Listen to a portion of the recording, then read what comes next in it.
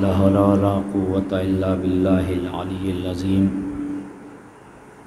أعوذ بالله من الشيطان اللعين الرجيم. بسم الله الرحمن الرحيم.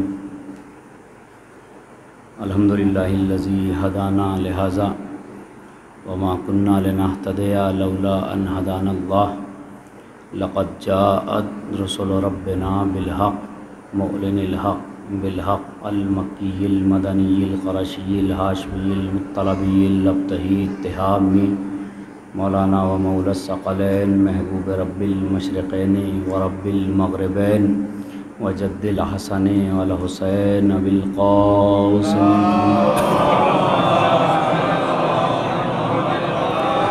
الصلاة والسلام علی آلہ الطیبین الطاہرین المعصومین المظلومین المنتخبین المنتجبین ولعنت اللہ علی اعدائہم اجمعین الی قیام یوم الدین.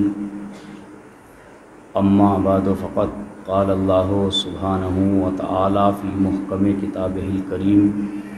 بسم اللہ الرحمن الرحیم. وجعلناہم ائمۃ یہدون بامرنا واوحینا الیہم فعل الخیرات واقام الصلاۃ وایتاء الزکوٰۃ وَقَانُوا لَنَا عَابِدِينَ. صلوات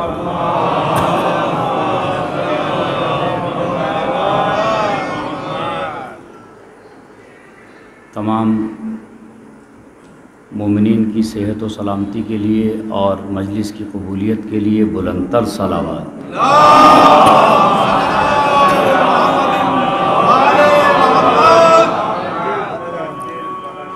آج کی اس مخصوص مجلس کے لیے میں نے قرآن مجید کے 21ویں سورہ انبیاء کی 73 نمبر کی آیت کو عنوان سخن بنایا ہے. اس میں اللہ اپنے بنائے ہوئے اماموں کی پہچان اور علامت بنا رہا ہے.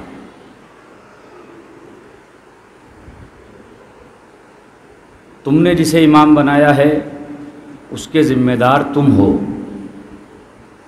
جسے امام ہم نے بنایا ہے اس کے ذمہ دار ہم ہیں. امام ہم بنا رہے ہیں، ہم تمہیں امام دے رہے ہیں. اس کی پہچان یہ ہے یہدونا بامرنا. ہم نے جنہیں امام بنایا وہ اللہ کے حکم سے ہدایت کرتے ہیں، یعنی اپنی مرضی سے ہدایت نہیں کرتے ہیں. بھئی پیچھے جو بیٹھے ہوئے ہیں میرے بھائی تھوڑا سا آگے آ جائیں، ایک صلوات پڑھیے محمد والے محمد. بھئی جو آ سکتے ہیں آسانی سے وہ آ جائیں، جنہیں کوئی پریشانی ہے وہ پیچھے ہی بیٹھے رہیں. اس لیے کہ جب پیچھے سے آگے بلایا جائے تو اس میں شرمانا نہیں چاہیے، اس لیے کہ پیچھے سے آگے آنا بدعت نہیں ہے، غدیر کی سنت ہے. صلوات پڑھیں محمد اور آل محمد. دیکھیے اللہ جو ہے وہ اپنے بنائے ہوئے رہبر اور ہادی کی پہچان قرآن مجید میں بتا رہا ہے کہ جسے ہم نے امام بنایا ہے، جو 12 امام آپ مانتے ہیں، ان کی پہچان یہ ہے کہ وہ اللہ کے حکم سے ہدایت کرتے ہیں. پہلا کام امام کا ہے ہدایت کرنا، دین کا پہنچانا. یہ امام کی پہلی ذمہ داری ہے. دوسری علامت کیا ہے؟ وَأَوْحَيْنَا الیہم فعل الخیرات. ہم ان پر فعل خیرات کی وحی کرتے ہیں. وہ فعل خیرات کیا ہے؟ اقام الصلاۃ و ایتاء الزکوٰۃ. ہم انہیں فعل خیرات کی وحی کرتے ہیں کہ وہ نیک کام انجام دیتے رہیں. وہ نیک کام کیا ہے؟ اقام الصلاۃ و ایتاء الزکوٰۃ. وہ نماز کو قائم کرتے ہیں اور زکوٰۃ ادا کرتے ہیں. وَقَانُوا لَنَا عَابِدِينَ. اور وہ اللہ کے عبادت گزار بندے ہیں. ٹھیک ہے، میں نے کہا پروردگار تو نے 12 امام بنائے تو 12 اماموں کے نام قرآن میں رکھتا تاکہ ماننے والوں کو آسانی ہو جاتی اور وہ نام دیکھتے چلے جاتے، اماموں کو مانتے چلے جاتے. آواز پروردگار آئی اگر میں نام رکھ دیتا تو پریشانی زیادہ ہو جاتی. کیا پریشانی ہوتی کہ محلے میں لوگ اپنے بچوں کا نام علی رکھتے تو تم پہچان نہ پاتے کہ اللہ کا بنایا ہوا علی کون ہے، تمہارا نام رکھا ہوا علی کون ہے. تو اس لیے میں نے نام نہیں بتایا، بلکہ پہچان بتائی، جس میں یہ پہچان پائی جائے وہ میرا بنایا ہوا ہے، جس میں نہ پائی جائے وہ تمہارا بنایا ہوا ہے۔ اب اللہ نے ایک پہچان بتائی کہ جو نماز کو قائم کرتا ہو، زکوٰۃ ادا کرتا ہو، تو اب تلاش کرو کون سی ذات ہے کہ جو حالت رکوع میں زکوٰۃ دے رہی ہے۔ صلوات پڑھ دے محمد اور آل محمد۔ بھئی یہ امامت کی پہچان ہے نا۔ آپ نے امامت کو کیسے پہچانا؟ آپ نے علامتوں کے ذریعے پہچانا۔ اللہ نے نام ڈکلیئر بعد میں کیے، پہلے پہچان بتائی کہ علامت دیکھو، اس کا عنوان دیکھو۔ اچھا آپ 12ویں امام زمانہ عجل اللہ تعالی فرجہ الشریف، ان کی سرکار میں زندگی گزار رہے ہیں نا، ان کی سرکار میں زندگی گزار رہے ہیں۔ کوئی ایک شخص آپ سے آ کے کہے کہ میں تمہارا 12واں امام ہوں، آپ کہیں گے کہ امام وہ ہوتا ہے جو اللہ کے حکم سے ہدایت کرے، وہ کہے گا میں ہدایت کرتا ہوں۔ آپ کہیں وہ نماز کو قائم کرتا ہے، وہ کہے پیشانی پہ سجدے کا نشان دیکھو، میں نماز کو قائم کرتا ہوں۔ کہ وہ زکوٰۃ دیتا ہے، کہ میں اتنی زکوٰۃ دے کے آیا ہوں۔ سمجھ رہے ہیں آپ؟ تو آپ کے پاس کوئی علامت ہو جس سے آپ پہچان سکو کہ یہ 12واں ہے یا نہیں ہے۔ نہیں پہنچی بات آپ تک؟ یہ 12واں ہے یا نہیں ہے تو گھبرانے کی ضرورت نہیں۔ اگر کوئی 12واں امام ہونے کا دعویٰ کرے تو ناراض ہونے کی ضرورت نہیں ہے۔ ایک مسلح ہاتھ میں لو، ہاتھ کو پکڑو، پکڑ کے دریا کے کنارے لے جاؤ اور لے جا کے کہو کہ اگر 12ویں امام ہو تو دریا پہ مسلح بچھا کے دکھاؤ۔ اگر بچھا دے تو اللہ کا بنایا ہوا امام ہے، نہ بچھا پائے تو دنیا کا بنایا ہوا امام ہے۔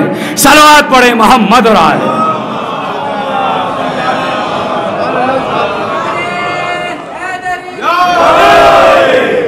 بھائی نعرہ بھی لگایا تو مل کے نہیں لگایا، ایک صلوات پڑھ دیجئے مل کے محمد اور آل محمد۔ بھائی جس امام کو آپ نے مانا ہے اس امام کی پہلی پہچان یہ ہے کہ یہدونا بامرنا، وہ ہمارے حکم سے ہدایت کرتا ہے۔ یعنی امام کا تعلق ہم سے ہدایت کا ہے، سیدھے راستے پہ چلانے کے لیے اللہ نے ہمارے امام کو بھیجا۔ ٹھیک ہے؟ تو اگر امامت سے رشتہ مضبوط رکھنا ہے تو اپنی زندگی میں وہ ساری باتیں پیدا کرو جس کا مطالبہ تم سے تمہارے اماموں نے کیا ہے۔ ٹھیک ہے؟ یہاں تک بات آ گئی۔ امام کون ہے؟ کہ جو اللہ کے حکم سے ہدایت کرے، اور جو وہ ہدایت کر رہا ہے اسے یہ مجمع قبول کرے تو امام والا ہے۔ اب سنیے آپ، نہج البلاغہ میں مولا کائنات علی ابن ابی طالب علیہ السلام جناب جابر سے فرماتے ہیں، جابر قوام الدین والدنیا علی اربعۃ، دین اور دنیا کی کامیابی 4 باتوں پہ منحصر ہے۔ کتنی باتوں پر؟ زور سے ذرا، 4 باتوں پر منحصر ہے۔ اگر 4 باتوں پر عمل کر لیا جائے تو معاشرے سے فساد ختم ہو جائے گا۔ بس یہ 4 باتیں پڑھوں گا اور میری تقریر بھی سماپت ہو جائے گی۔ ٹھیک ہے؟ تو چوتھی بات کا انتظار کرتے رہیے گا آپ۔ ایک صلوات پڑھیں محمد والے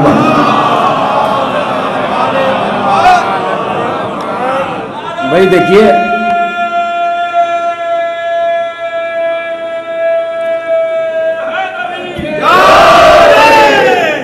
بھائی، میں پہلی مرتبہ آپ کے یہاں آیا ہوں اور جہاں جہاں جاتا ہوں وہاں پر یہ ویڈیو بنتی ہے اور لائیو مجلسیں چلتی ہیں، مگر یہ پہلا مجمع دیکھ رہا ہوں گریٹر نوئیڈا کا میں کہ جہاں ٹرائیپوڈ بیچ میں آنے کے بعد بھی فاصلہ پیدا نہیں ہوا، مجمع اپنی جگہ بیٹھا ہوا ہے۔ 4 باتیں ہیں جس پر دین اور دنیا کا قوام ہے کامیابی کا۔ پہلی بات مولا فرماتے ہیں کہ اگر یہ بات معاشرے میں پائی جائے تو فساد نہ ہو۔ مولا پہلی بات کیا ہے؟ مولا نے فرمایا عالم کو چاہیے کہ اپنے علم پہ عمل کرے۔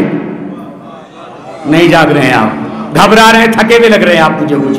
میں نے کتنا عظیم جملہ کہا، میرا نہیں ہے جملہ یہ ولیوں کے ولی کا جملہ ہے، غالب علی کل غالب کا جملہ ہے، مطلوب کل طالب کا جملہ ہے، خدائے فصاحت کا جملہ ہے، ساقی کوثر کا جملہ ہے، وارث منبر سلونی کا جملہ ہے، وارث قرآن کا جملہ ہے، معلم لوح محفوظ کا جملہ ہے۔ کیا فرمایا؟ اگر معاشرے کو فساد سے بچانا ہے تو عالم کو چاہیے اپنے علم پہ عمل کرے. جب تک عالم عمل کرتا رہے گا معاشرے میں فساد نہیں ہوگا. جب عالم عمل کرنا چھوڑ دے گا معاشرے میں فساد ہو جائے گا. ٹھیک ہے؟ عالم کو کیا چاہیے؟ اپنے علم پر عمل کرے. عالم عمل کرے. مولانا غلام حیدر صاحب قبلہ یہ جملہ آپ کی سماعتوں کو ہدیہ کرنا چاہ رہا ہوں. عالم کو چاہیے کہ اپنے علم پہ عمل کرے. ٹھیک ہے؟ تو معاشرے میں فساد نہیں ہوگا. نہیں ہوگا. ٹھیک ہے نا؟ اب جیسے ہی میں نے یہ کہا کہ عالم کو چاہیے اپنے علم پہ عمل کرے, سارے مجمع نے سوچا کہ مولویوں کو چاہیے کہ اپنے علم پہ عمل کریں. نہیں جاگ رہے آپ, میں کیا کہنا چاہ رہا ہوں. ٹھیک ہے نا؟ آپ خوش ہو گئے کہ بھائی مولا نے ہمیں تو کچھ کہا ہی نہیں, مولا نے تو مولویوں کو کہا ہے. معاف کیجئے گا, مولا نے نہج البلاغہ میں یہ لفظ استعمال نہیں کیا کہ مولوی کو چاہیے اپنے علم پہ عمل کرے, بلکہ مولا نے فرمایا عالم کو چاہیے اپنے علم پہ عمل کرے. عالم کسے کہتے ہیں؟ جو جانتا ہو. مجھے یہ بتاؤ آپ میں سے کون نہیں جانتا نماز واجب ہے؟ کون نہیں جانتا کہ جھوٹ بولنا حرام ہے؟ کون نہیں جانتا غیبت کرنا حرام ہے؟ تو اس کا مطلب یہ ہے مولا معاشرے کو سدھارنا چاہتے ہیں کہ جو جانتا ہے وہ عمل کرے. جب جاننے والا عمل کرنا چھوڑ دے گا معاشرے میں فساد پیدا ہو جائے گا. صلوات پڑھے محمد اور آل.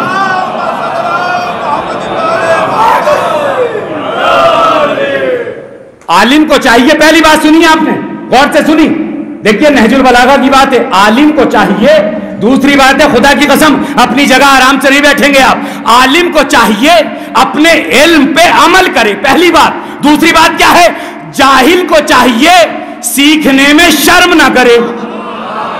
نہیں جاگ رہے, نہیں جاگ رہا ہے میرا مجمع. میں کیا کہنا چاہ رہا ہوں, مولا نے کیا فرمایا؟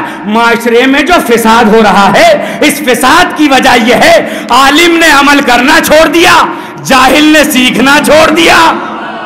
صلوات پڑھے محمد اور آل محمد.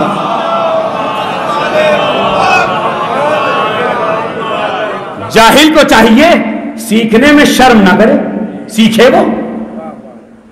جاہل بولنا تو جانتا ہے, سیکھنا نہیں جانتا ہے. ابھی کوئی مولانا سے کوئی مسئلہ پوچھ لے کہ جناب میں فلاں جگہ گیا تھا, اتنے کلومیٹر ہے, نماز قصر ہے, تو مولانا سے پہلے جناب بول پڑیں گے نہیں نہیں وہاں تو ایسا ہے. میرے مولا کیا فرماتے ہیں؟ فساد اسی لیے ہوا کہ عالم خاموش ہو گئے, جاہل بولنے لگے. صلوات پڑھے محمد اور آل محمد پر. بھائی سب مل کے صلوات پڑھیے محمد اور آل محمد پر.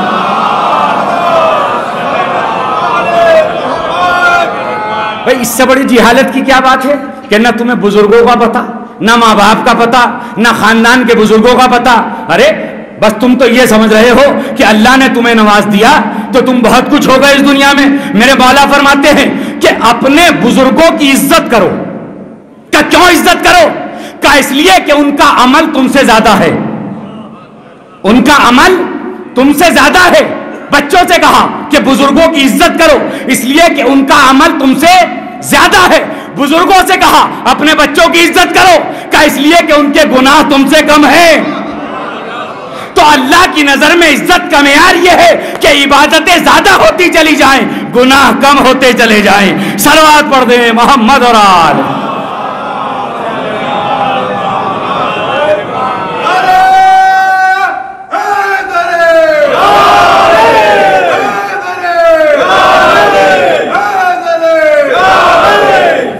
بھائی جاہل بولنے لگے. اب بھائی جاہل, دیکھیے یہ پرانے بزرگوں کی یہ ایک مقولہ ہے یہ کہ مارتے کا ہاتھ پکڑ سکتے ہیں آپ, بولتے ہوئے کی زبان نہیں پکڑ سکتے, ہے کہ نہیں ہے نا؟ بھائی قرآن پڑھو تاکہ کل ہمارے مرنے کے بعد ہمارے بچے ایصال ثواب کر سکیں. قرآن پڑھاؤ انہیں, ورنہ فاتحہ پڑھنے والا نہیں ملے گا. اپنا انتظام خود کرو. میاں جس بچے کو پال رہے ہو, پیسہ خرچ کر رہے ہو, کاریں دلوا رہے ہو, اس بچے کو فاتحہ پڑھنا بھی تو سکھاؤ نا, تاکہ مرنے کے بعد کسی کی ضرورت ہی نہ پڑے, بچہ مستقل پڑھتا رہے. جب یہاں سے فاتحہ وہاں پہنچتی ہے تو قبرستان میں اور مردے جو ہیں وہ اٹھ کے بیٹھتے ہیں, پوچھتے ہیں کہ میاں آج بڑی خوشبو آ رہی ہے. کب میرا بیٹا ہر نماز کے بعد میرے لیے فاتحہ پڑھتا ہے. غور کر لیا نا اپنے اپنے بچے کو آپ فاتحہ, تاکہ مرنے کے بعد انتظام ہو سکے, اپنا انتظام ہو سکے. اگر یقین ہے کہ مرنے کے بعد فاتحہ پہنچتی ہے, یقین نہیں تو کوئی بات ہی نہیں. اچھا بھائی, میں پڑھ رہا تھا تو ایک صاحب کہنے لگے کہ مولانا یہ جو عاشور کے دن آپ ماتم کرتے ہیں اس کی کیا ضرورت ہے, قرآن پڑھیے اور امام حسین کو بھیج دیجئے. میں نے کہا بھائی کیوں بھیج دوں قرآن, کا تم اپنے بزرگوں کو نہیں بھیجتے, اپنے والد کو اصالے ثواب نہیں کرتے؟ کہا کرتا ہوں. کہا آپ ہی تو کہہ رہے تھے کہ بچوں کو قرآن پڑھاؤ تاکہ مرنے والوں کو قرآن بھیجا جا سکے. پورے مجمع سے توجہ چاہ رہا ہوں, کیا کہا؟ تاکہ مرنے والے کو قرآن. اب دیکھیے مسلمان کا اسٹینڈرڈ کہاں تک پہنچا کہ امام حسین کو یہاں سے قرآن بھجوانا چاہ رہا ہے. میں نے کہا بھائی مردے کو تو قرآن اس لیے بھیجا جاتا ہے چونکہ وہ مرنے کے بعد خود پڑھ نہیں سکتا. نہیں جاگ رہے ہیں آپ, میں نے بہت بڑا جملہ کہا ہے. اگر یہ بھی نہیں پہنچا تو بس آپ کی سماعتوں کو نظر لگ چکی ہے. میں کیا کہنا چاہ رہا ہوں, ارے بھائی مرنے والے کو ہم اپنے بزرگوں کو قرآن یہاں سے پڑھ کے اس لیے بھیجتے ہیں چونکہ وہ اب قبر میں چلے گئے, وہ پڑھ نہیں سکتے. تو قرآن اسے بھیجا جائے گا جو مرنے کے بعد خود نہ پڑھ سکے, مگر جو نیزے پہ قرآن سنا رہا ہو. صلوات پڑھ دے محمد اور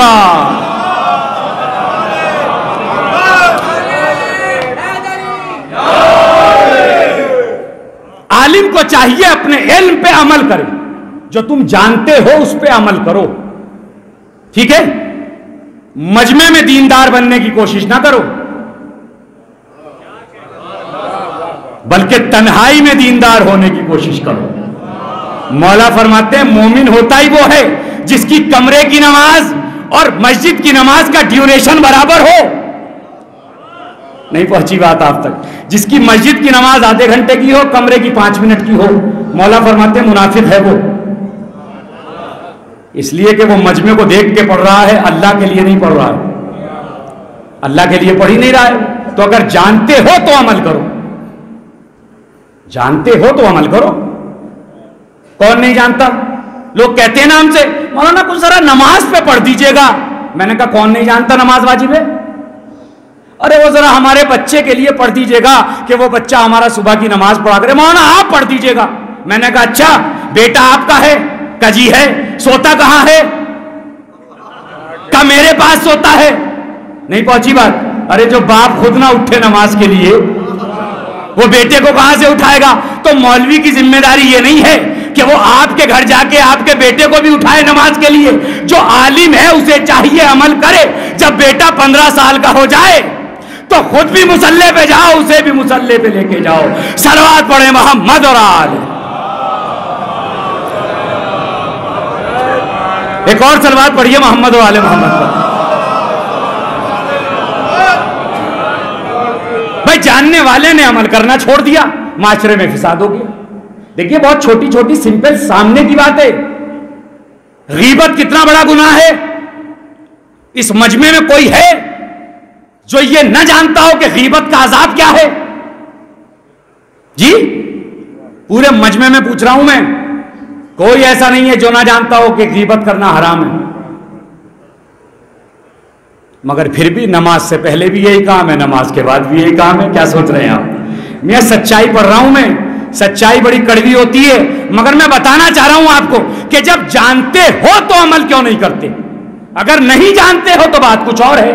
اور ایک بات یاد رکھیے, جو غیبت کر رہا ہے وہ عذاب میں مبتلا ہو رہا ہے. جس کی غیبت ہو رہی ہے اسے اجر و ثواب مل رہا ہے, اسے اجر و ثواب مل رہا ہے. حضرت موسیٰ علیہ السلام اللہ کے نبی, بارش نہیں ہو رہی تھی, اپنی قوم کو لے کے پہنچ گئے میدان کے اندر اور جا کے دونوں ہاتھ اٹھائے, اٹھا کے کہا پروردگار بارش کرتے. سب نے آمین کہا پورے مجمع نے. جب تھوڑی دیر بارش نہیں ہوئی تو جناب موسیٰ نے کہا پروردگار بارش تو ہوئی نہیں. کہا موسیٰ یہ دعا اس لیے قبول نہیں ہو رہی ہے کہ آمین کہنے والوں میں ایک غیبت کرنے والا بیٹھا ہوا ہے. نہیں جاگ رہے آپ؟ ایک غیبت کرنے والا بیٹھا ہوا ہے، ایک، یعنی سارا مجمع کلیئر ہے، ایک ہی غیبت کرنے والا بیٹھا ہے. توجہ ہے کہ تو اس لیے دعا قبول نہیں ہو رہی. جناب موسیٰ نے کہا پروردگار مجھے اس غیبت کرنے والے کا نام بتا دے تاکہ میں اسے کہہ دوں کہ بھائی تو یہاں سے باہر نکل جا، تیری وجہ سے دعا قبول نہیں ہو رہی ہے. آواز پروردگار آئی، موسیٰ جس کام کے لیے میں منع کر رہا ہوں وہی کام تم مجھ سے کروانا چاہ رہے ہو. صلوات پڑھ دیں محمد اور آل محمد.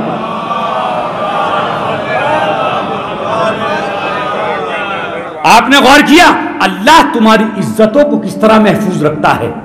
تم ہو کہ لوگوں کے عیب بیان کرتے ہو، اللہ ہے کہ تمہارے عیبوں کو چھپا رہا ہے. اور چھپا کے چاہتا کیا ہے؟ صبح میں توبہ نہ کر سکے تو دوپہر میں توبہ کر لینا، دوپہر میں ہاتھ نہ پھیلا سکے تو مغرب میں آ کے ہاتھ پھیلا دینا. میرے بندے میں تیرے انتظار میں ہوں. یہ بادشاہوں کے دروازے نہیں ہیں کہ جو رات میں بند ہو جاتے ہیں. ارے رات میں نہ مانگ سکا ہو تو پھر صبح سویرے نماز شب کے وقت آ جانا اور میری بارگاہ میں اپنے ہاتھوں کو پھیلا دینا. نہ مجھے نیند آتی ہے نہ آتی ہے. بادشاہوں کے دروازے رات کو بند ہو جاتے ہیں، میرا دروازہ ہے جو ہر وقت کھلا رہتا ہے. صلوات پڑھ دیں محمد اور آل.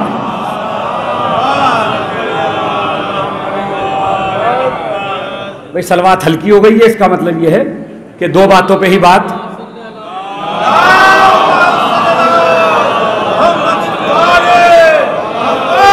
دیکھیے میں ایک بات آپ کی خدمت میں گزارش کروں، جو جوان ہیں بزرگ تو بہتر جانتے ہیں، جوان بچوں کے لیے میں یہ جملہ ہدیہ کرنا چاہ رہا ہوں کہ اگر ہمیں کسی عمل کے اجر کا یقین پیدا ہو جائے،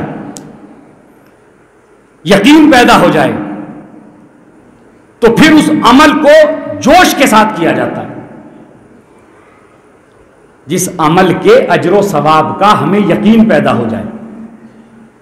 اگر ہمیں یہ یقین پیدا ہو گیا ہے کہ مجلس میں آئیں گے تو یہ اجر ہے تو آئیں گے، اور اگر ہمیں یہ یقین پیدا ہو جائے کہ صلوات پڑھنے کا اجر یہ ہے، ہمیں پتہ ہی نہیں ہے، کوئی بیچارہ استخارہ ہی دیکھ رہا ہے کہ مجھے بھی پڑھنی ہے یا نہیں پڑھنی ہے. غور کیا آپ نے؟ کچھ لوگ سوچتے رہ جاتے ہیں کہ بھئی وہ تو پڑھ ہی رہے ہیں زور سے، میں کیوں پڑھوں؟ اگر زور سے صلوات پڑھنے کا اجر اللہ کی بارگاہ میں کیا ہے آپ کو پتہ لگ جائے. نہیں غور فرمایا آپ نے؟ یہ صلوات کا مرتبہ یہ ہے کہ جسے پڑھ کے جناب آدم نے اپنی توبہ کو قبول کروایا تھا. یہ صلوات وہ ہے جسے پڑھ کے جناب یوسف کنویں سے باہر آئے تھے. یہ صلوات وہ ہے جسے پڑھ کے حضرت یونس مچھلی کے پیٹ سے باہر آئے تھے. تو اگر تم کرائسس سے نکلنا چاہتے ہو تو زیادہ سے زیادہ آل محمد پہ درود پڑھا کرو. ان پہ درود پڑھتے چلے جاؤ گے، اللہ تمہاری پریشانیوں کو دور کرتا چلا جائے گا. صلوات پڑھ دیں محمد اور آل.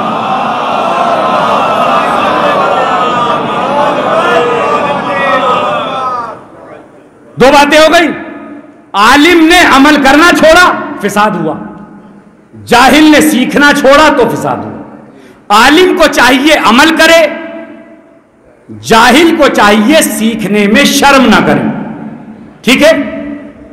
اعتراض کرنے کی عادت نہ ہو. مولا فرماتے سیکھنے کی عادت ڈالو. اگر سیکھو گے تو ذلت اور رسوائی سے بچو گے. ٹھیک ہے نا؟ اس لیے کہ نہج البلاغہ میں میرے مولا نے دوسرے مقام پہ فرمایا الجاہل میت بین الاحیاء، جاہل لوگوں کے درمیان میں مردہ ہے. ہم مردہ اسے سمجھتے ہیں جسے دفن کر دیا. مولا فرما رہے ہیں مردہ وہ ہے جو معاشرے میں جاہل گھوم رہا ہے.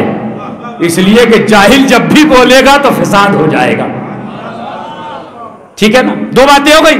تیسری بات سنیے، مولا نے فرمایا اگر ان باتوں پہ کوئی عمل کرے گا تو معاشرے میں فساد نہیں ہوگا. پہلی بات عالم کو چاہیے اپنے علم پہ عمل کرے، جاہل کو چاہیے سیکھنے میں شرم نہ کرے.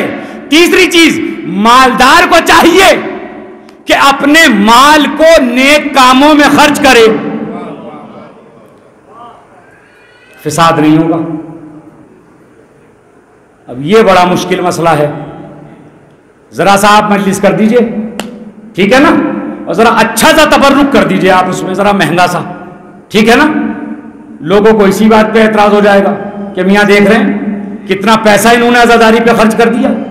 مولا کیا فرما رہے ہیں؟ فساد سے بچنا ہے تو اپنے مال کو نیک کاموں میں خرچ کرو. نیک کاموں میں. جب مالدار نیک کاموں میں خرچ کرنا چھوڑ دے گا تو معاشرے کے اندر غربت پیدا ہو جائے گی, غربت پیدا ہو جائے گی. یاد رکھیں آپ, اگر سارے مالدار خمس نکالنے کے عادی ہو جائیں, ہماری قوم میں کوئی غریب ہی نہ رہے. صلوات پڑھ دیں محمد اور آل محمد پر. ایک صلوات اور پڑھیے محمد اور آل محمد پر.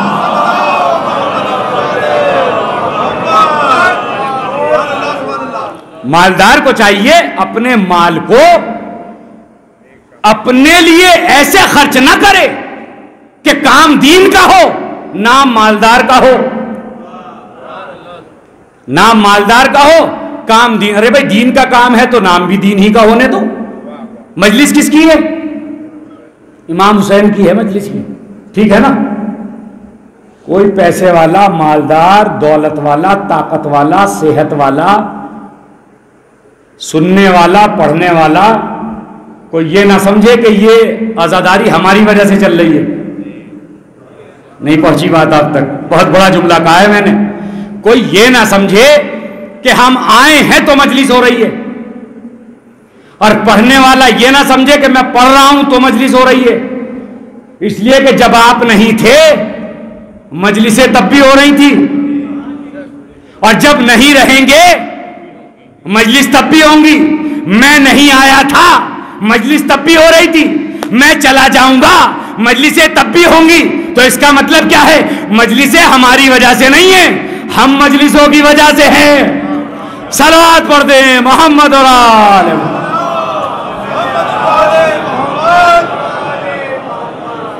مالدار کو چاہیے کہ اپنے مال کو نیک کاموں میں خرچ کرے, نیک کاموں میں, ٹھیک ہے. چوتھی چیز دیکھیے, دنیا میں جو بھی آدمی ہوگا بغیر مذہب کی قید کے, یا عالم ہوگا یا جاہل ہوگا, ٹھیک ہے, یا عالم ہوگا یا جاہل ہوگا, دو ہی کیٹیگری ہوں گی. مذہب چاہے جو ہندو ہو, مسلمان ہو, سنی ہو, شیعہ ہو, دیوبندی ہو, بریلوی ہو, قادیانی ہو, حاجی ہو, دیندار ہو, نیک کردار ہو, کوئی ہو, ہوگا کہ نہیں ہوگا, یا عالم ہوگا یا جاہل ہوگا. کیٹیگری چونکہ اس نے بتائی ہے نا کہ جو اللہ کے علم کو جانتا ہے, تو کیٹیگری سے باہر جا ہی نہیں سکتی. یا عالم ہوگا یا جاہل ہوگا, یا مالدار ہوگا یا غریب ہوگا, یہی تو بات ہے نا. عالم کو چاہیے اپنے علم پہ عمل کرے, جاہل کو چاہیے سیکھنے میں شرم نہ کرے. مالدار کو چاہیے کہ اپنے مال کو نیک کاموں میں خرچ کرے, اور غریب کو چاہیے کہ مال کے بدلے میں اپنے ایمان کو فروخت نہ کرے. صلوات پڑھ دیں محمد اور آل محمد.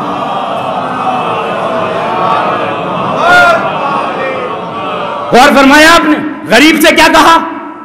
غریب سے کہا کہ تمہیں چاہیے کہ مال کے بدلے اپنے ایمان کو فروخت نہ کرو, ٹھیک ہے نا.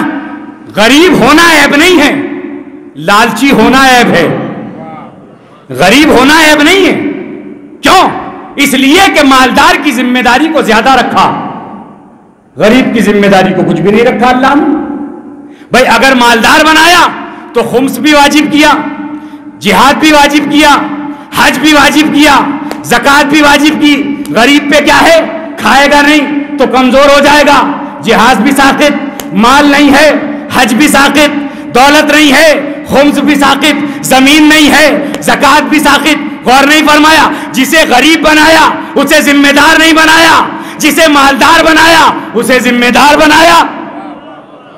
جسے مالدار بنایا ہے اسے اللہ نے ذمہ دار بھی تو بنایا ہے نا. جتنا جتنا مال دیتا چلا گیا اتنا اتنا ذمہ دار بناتا چلا گیا.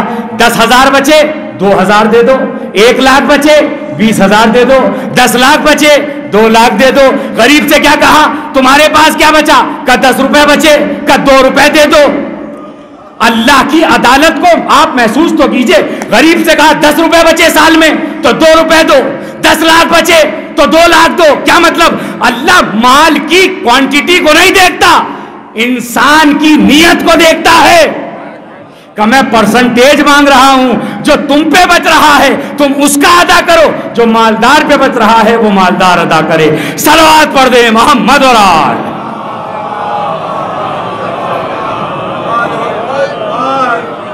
इसलिए कि गुर्बत में ज्यादा हालात खराब हो जाते हैं बिगड़ने के। इसलिए कि चापलूसियां जब भी शुरू होती हैं जब इंसान अपनी गुर्बत को किसी के जरिए दूर करना चाहता है। मैं इस दुनिया में तुम्हें कोई कुछ देगा नहीं,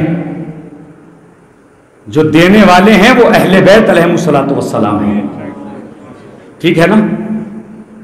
अरे जितना शुक्र तुम बंदे का करते हो थोड़े से काम के लिए, अगर उतना शुक्र अपने खुदा का कर लो तो बंदे के सामने झुकना ही ना पड़े। अगर इंसान जितना किसी बंदे को राजी करने के लिए वक्त सर्फ करता है, अगर उतना वक्त खुदा को राजी करने के लिए करे तो फिर जाहिर सी बात है कि परवरदिगार उसकी तमाम परेशानियों को दूर करता है।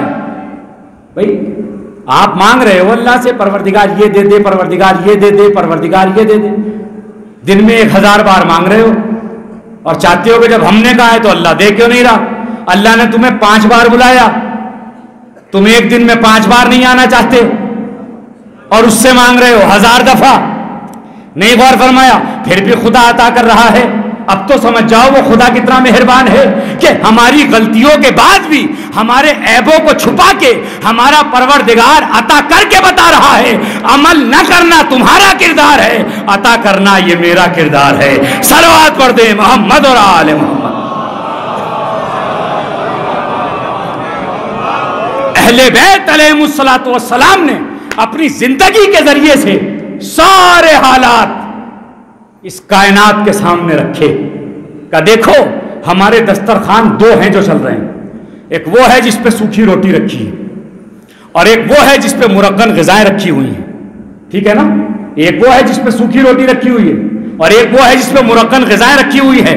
क्या मतलब, यानी मौला ने बताया कि हम चूंकि हाकिम हैं तो हाकिम को ज़ेब नहीं देता कि वो अपनी रियाया से बेहतर खाना खाए, इसलिए मैंने इतने लो स्टैंडर्ड पे आके खाना खाया ताकि कोई ये ना कह सके मैं गरीब हूं तो मैं ये रोटी कैसे खाऊं। मौला ने पहले वो रोटी खुद खा के बताया कि जब मैं बादशाह होके खा सकता हूं तो तू रियाया होके क्यों नहीं खा सकता है। और फरमाया कैसा स्टेटस मेंटेन किया। और वो आखिरी खुतबा जो मेरे मौला ने कूफे के मिंबर से दिया कि कूफे वालों बताओ मेरे दौरे हुकूमत में कोई था कि जिस पे कपड़ा ना हो, जिस पे लिबास ना हो। कोई मेरी दौरे हुकूमत में रहा जिसके सर पे छत ना रही हो। कोई मेरे दौरे हुकूमत में रहा जो भूखा सोया हो। बताओ कोई हाकिम ये दावा कर सकता है आज के दौर में? कर सकता है? नहीं कर सकता। इसलिए कि रोटी का वादा करके वोट तो ले लिए जाते हैं मगर टैक्स लगा लगा के पब्लिक की हालत वो हो जाती है कि बेचारा रोटी खाने लायक भी नहीं रह जाता है। सलवात पढ़े मोहम्मद और आले मोहम्मद पर। एक और सलवात पढ़िए मोहम्मद और आले मोहम्मद पर।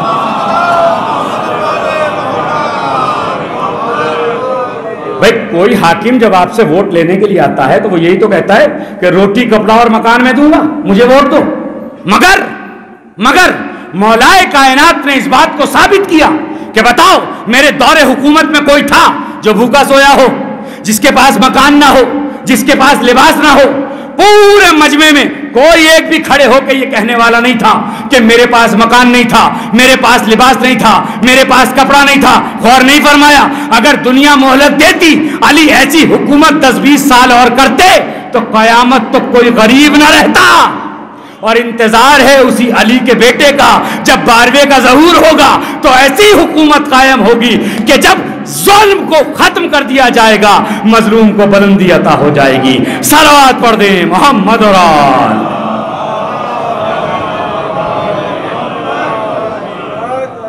हमारी जिंदगी का मकसद अपने इल्म पे अमल होना चाहिए कि जो जान गए हो उस पे अमल करो।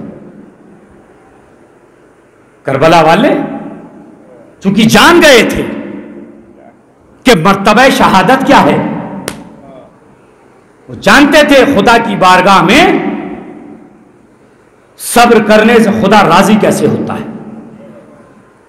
اس لیے کائنات میں کوئی میرے مولا حسین سے بڑا صابر دکھائی نہیں دیا۔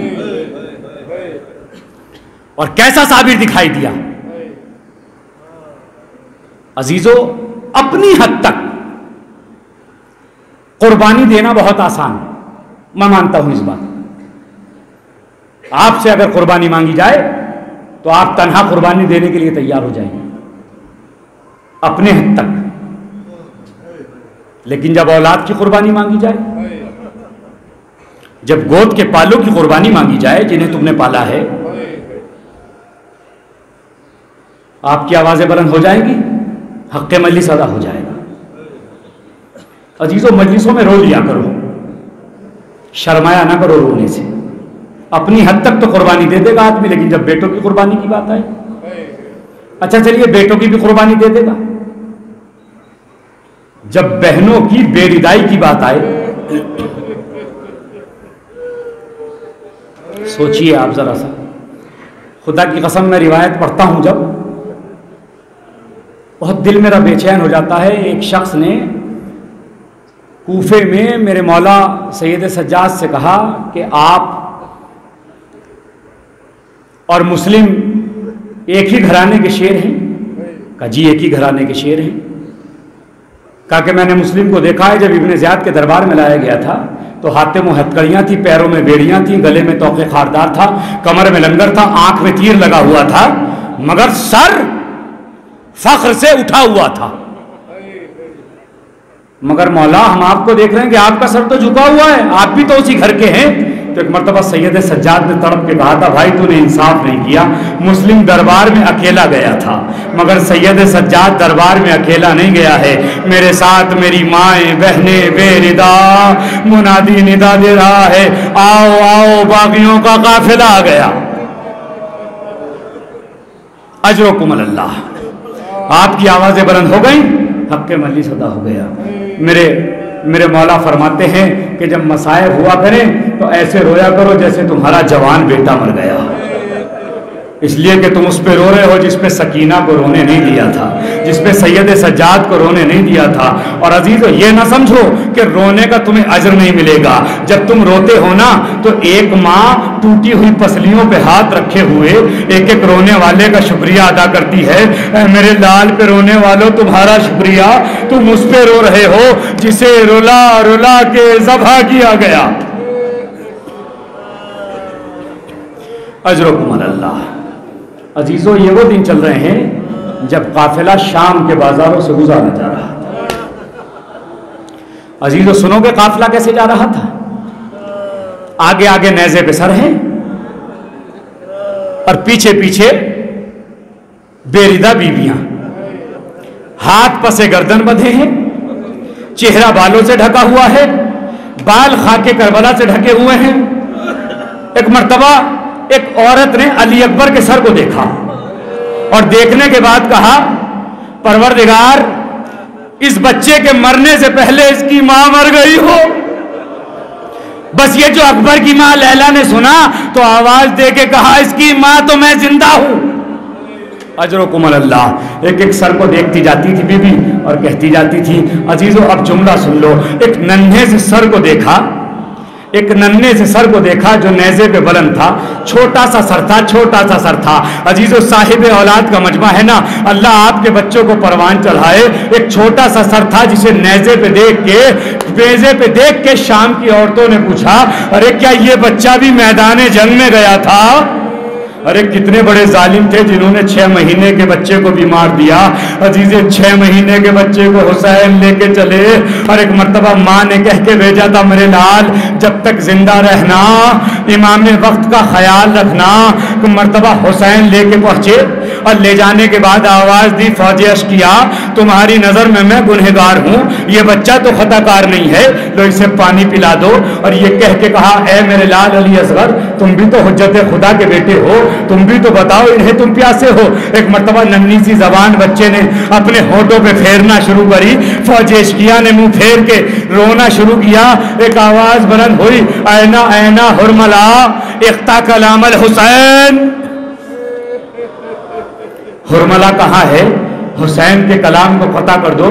عزیزو ایک مرتبہ حسین کہتے ہیں اگر تمہیں یہ لگتا ہے کہ اس بچے کے بہانے میں پانی پی لوں گا تو میں اس بچے کو یہاں پر لٹا دیتا ہوں۔ بچے کو لٹا دیا گیا، جب کوئی جواب نہ آیا پھر حسین علی اصغر کو لے کے کھڑے ہوئے اور کہا میرے لال تم حجت خدا کے بیٹے ہو، اپنی پیاس تو دکھاؤ۔ مرتبہ ادھر سے حرملہ کو تیر چلانا ہے، چلائے کمان میں تیر کو جوڑا، تیر زمین پہ گر گیا، پھر دوسرا تیر جوڑا، پھر زمین پہ گر گیا، پھر تیسرا تیر جوڑا، پھر زمین پہ گر گیا۔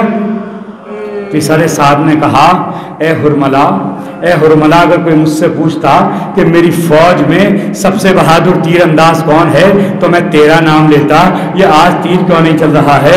حرملہ نے کہا ظالم جو میں دیکھ رہا ہوں وہ تو نہیں دیکھ رہا ہے۔ جیسے ہی تیر چلائے کمان میں جوڑتا ہوں، حسین کے بچے کا نشانہ لگاتا ہوں، اللہ کا رسول اپنے بالوں کو بکھرائے آواز دیتا ہے حرملہ میرے بچے نے تیرا کیا بگاڑا ہے؟ حضرکم اللہ آپ کی آوازیں بلند ہو گئیں، حق مجلس ادا ہو گیا۔ ہاں عزیزو یہی حق ہے ماتم کرنے کا۔ ارے سالے آئندہ کون زندہ رہے؟ کتنے لوگ ہیں جو پچھلے سال آتے تھے اس سال نہیں آئے ہیں؟ عزیزو جو زندہ رہے گا وہی تو روئے گا نا۔ تڑپ تڑپ کے گریا کر لو پروردگار ہماری اس عبادت کو قبول فرما لے۔ عزیزو ایک مرتبہ آنکھوں پہ پٹی بندھی، ایک تیر چلا، علی اصغر نے تیر کو آتے ہوئے دیکھا، ہمک کے گلے پہ لیا، تیر گلے کو چھیدتا ہوا حسین کے بازو میں پیوست ہو گیا۔ ایک مرتبہ روایت کہتی ہے ینقلب الصبی علی یدی الامام، بچہ باپ کے ہاتھوں پہ پلٹ گیا، بچہ باپ کے ہاتھوں پہ پلٹ گیا۔ عزیزو تیر کہاں لگا؟ گلے میں تیر لگا، گلے سے حسین کے بازو میں لگا۔ ماں نے چلتے وقت کیا کہا تھا؟ میرے لال جب تک زندہ رہنا، امام وقت کا خیال رکھنا، مگر تیر تو گلے سے نکل کے ہاتھ میں چلا گیا نا۔ اصغر کی زندگی میں حسین کا ہاتھ زخمی ہو گیا۔ عزیزو ہاتھوں کو جوڑ کے در خیمہ پہ کھڑی ماں سے کہا اماں مجھے معاف کرنا، میرا گلا چھوٹا تھا، تیر حرملہ کا بڑا تھا۔ اجرکم اللہ، اجرکم اللہ۔ ایک مرتبہ حسین نے تیر کو نکالنا چاہا، علی اکبر نے تڑپنا شروع کیا، میرے لال یوں تڑپو گے تو باپ تیر نہ نکالے گا۔ بچہ ساکت ہوا، یا علی کہہ کے تیر نکالا، علی اصغر کا خون ہاتھوں پہ لیا، مرتبہ آواز دی انکار آسماں کو ہے اور راضی زمین نہیں، اصغر تیرے لہو کا۔ اجرکم اللہ، اجرکم اللہ۔ آخری دو جملے ہے اور مجلس تمام ہے۔ عزیزو بہت گریہ کر لیا، خدا آپ کے گریہ کو قبول فرما لے۔ ایک مرتبہ علی اصغر کو لے کے حسین چلے، خیمے کی جانب بڑھے، 7 مرتبہ آگے بڑھے، 7 مرتبہ پیچھے ہٹے۔ عزیزو گریہ کر لو، آخری جملہ ہے اور مجلس تمام ہے۔ عزیزو ایک مرتبہ 7 مرتبہ علی اصغر کے لاشے کو لے کے حسین آگے بڑھے، 7 مرتبہ پیچھے ہٹے، کیا کہتے ہوئے ہٹے؟ انا للہ و انا الیہ راجعون، رضا بقضائہ و تسلیما لامرہ۔ ایک مرتبہ سکینہ نے دیکھا، دیکھ کے ایک جملہ کہا بابا سا علی اصغر کو پانی پلا دیا، سکینہ پیاسی رہ گئی، ابا کا دامن پلٹا، ایک مرتبہ چیخ مار کے روئی ہائے میرا بھیا علی اصغر چلا گیا۔ اجرکم اللہ۔ مرتبہ ذوالفقار کو لیا، پشت خیمہ پہنچے، جا کے قبر کھودی، علی اصغر کو دفن کیا، دفن کرنے کے بعد بیٹھے، ایک مرتبہ سامنے سے قاصد آتا ہوا دکھائی دیا اور آنے کے بعد کہا بھائی میں صغرا کا قاصد ہوں، میں صغرا کا خط لے کے آیا ہوں، میں حسین بادشاہ سے ملنا چاہتا ہوں۔ میر انیس کیا کہتے ہیں؟ جیسے اس نے کہا حسین کون ہے تو ایک مرتبہ شاعر کہتا ہے یہ تو نہ کہہ سکے کہ شہ مشرقین ہوں، مولا نے سر جھکا کے کہا میں حسین ہوں۔ حضرکم اللہ۔ آخری جملے ہے اور مجلس تمام ہے۔ مرتبہ صغرا کے خط کو لیا، میرے مولا نے خط کو پڑھنا چاہا، مرتبہ خط کو پڑھتے جاتے ہیں بابا صغرا کا سلام قبول کر لیجئے، بہت دن ہو گئے، اکبر کی یاد ستاتی ہے، اصغر کی یاد ستاتی ہے، ابھی خط پڑھ ہی رہے تھے کہ ایک مرتبہ دیکھا قاصد خیمے کی طرف دیکھ رہا ہے، حسین نے خط کو رکھا، ایک جملہ کہا اے قاصد ابھی حسین زندہ ہے، خیمے کی طرف کیوں دیکھ رہا ہے؟ کہا مولا مجھ سے صغریٰ نے کہا تھا جب تم میرے باپ سے ملنے جاؤ گے تو میرا بھیا علی اصغر 6 مہینے کا گھٹنیوں چلتا ہوا آئے گا، اسے آغوش میں لے کے پیار کر لینا۔ حسین تڑپ گئے، علی اصغر کی قبر پہ بیٹھا ہوا ہوں، آنسو بہا رہا ہوں، میرا 6 مہینے کا علی اصغر بھی مار ڈالا۔ انا للہ و انا الیہ راجعون۔